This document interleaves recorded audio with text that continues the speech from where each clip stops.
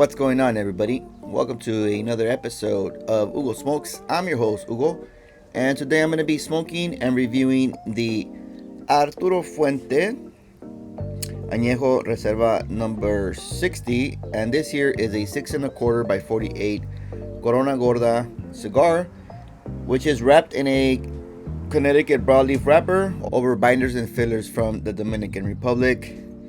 And a little bit of a story behind this cigar. So in the 1990s, Hurricane George pretty much devastated the Caribbean Sea and the Dominican Republic in specific, causing severe damage to a lot of their crops, including their Opus X sun-grown leaf, which is used in the prized Opus X cigars.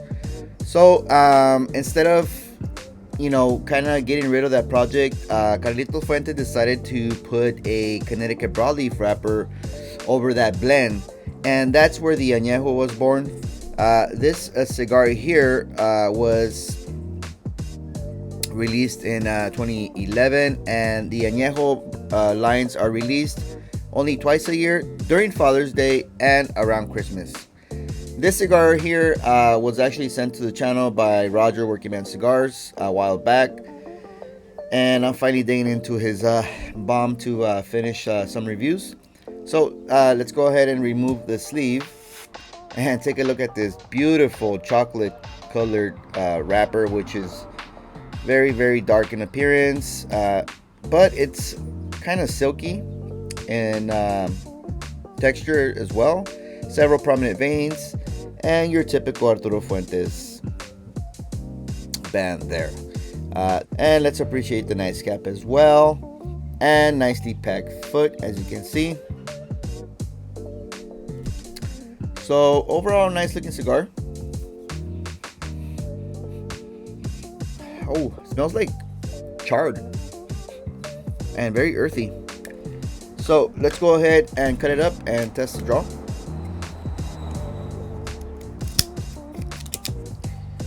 A little bit off of the cap.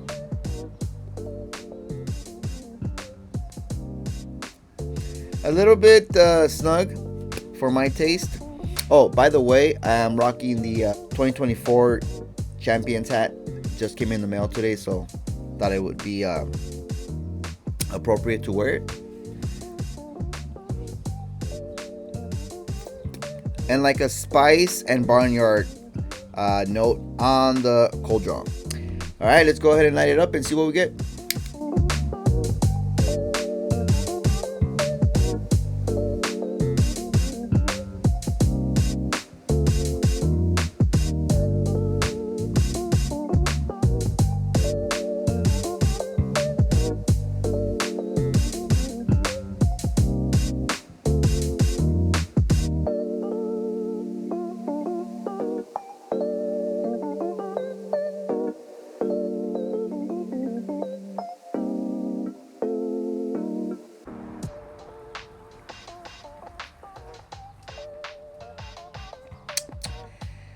Lots of dark chocolate bitterness, earth as a secondary tone, and a minimal amount of citrus zestiness on the long finish. Yeah, very smoky type of profile here at light up.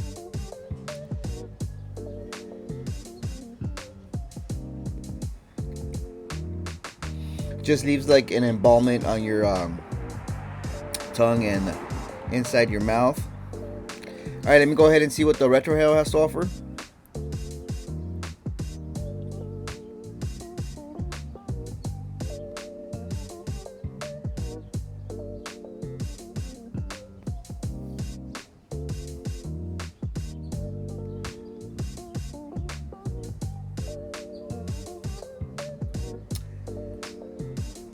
Kind of a mixture of a red and black pepper. So black pepper, which is like kind of like smoky, kind of dark, and red pepper, which is like stinging on the sinus. And on a scale of 10, it's probably like about like a 6, bordering 7 maybe for me.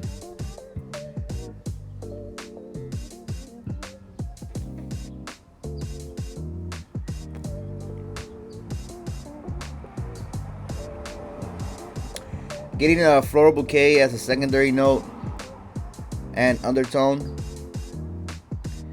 And maybe a sweetness from the dark chocolate note on the palate is coming through the retrohale. So already getting like a nice complex profile here at startup. Let me continue smoking this down past the first third, and I'll be back for my first update. Welcome back. I'm at the end of the first third of this Añejo. As you can see, construction on this cigar is just immaculate. Burn line is a little bit wavy, but pretty much dead on.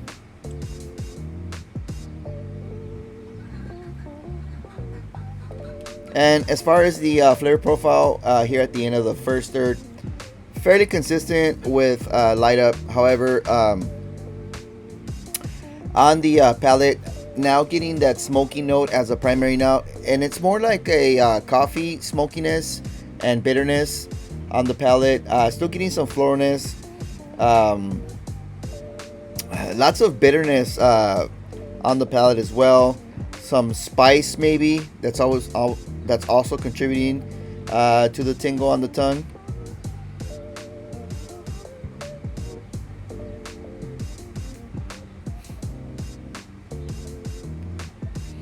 On the retrohale, the red and black pepper mixture continues to be the prime and dominant note.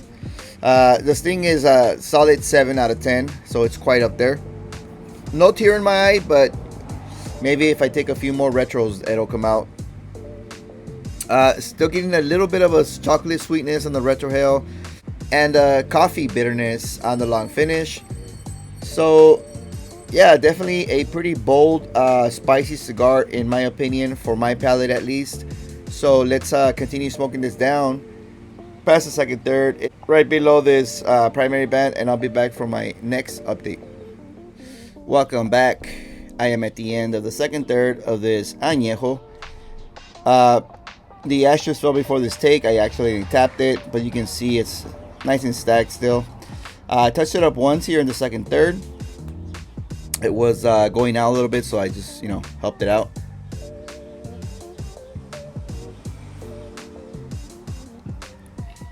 But continuation of floral note here in the second third from the first third.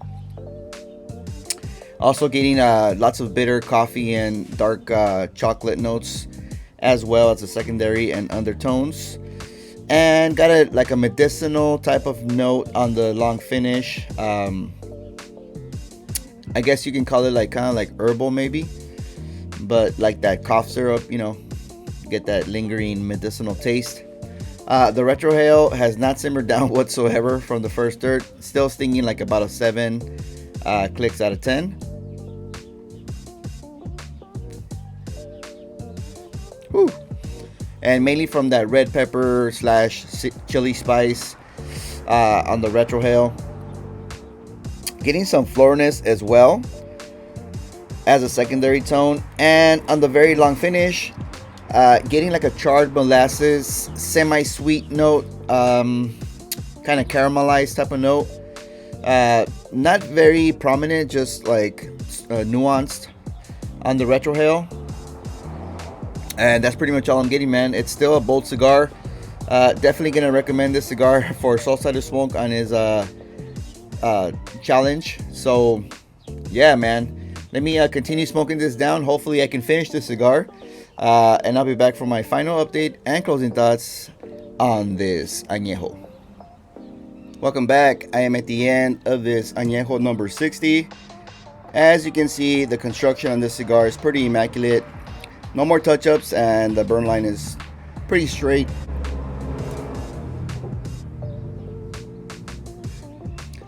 But here in the last third, pretty much the same thing as the second third. Floralness as a main note, medicinal note as a secondary flavor in the profile, and a considerable amount of anise coming on the palate as well.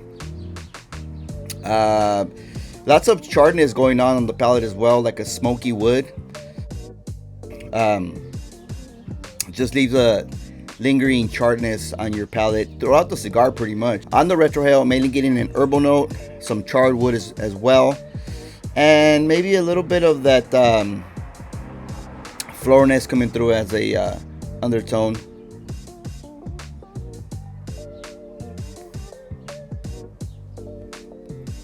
As well as that red chili spice coming through the retrohale. Still stinging like about a 7 out of 10. So pretty bold cigar in my opinion. Full strength, full bodied, full everything. The cigar is coming up on the 2 hour and 5 minute mark now. So great burn time on this Corona Gorda. Honestly, I don't even know. Roger, did you smoke this cigar, man? Can you handle all this pepper, bro? I don't know. Anyway, thank you for sending it my way and cleared up my sinuses. So the price point on this cigar varies a lot. The MSRP when it was released, it was 12 bucks. Currently, market price is anywhere from 14 to like $21, $22 for a single. I've seen 5-packs available as well.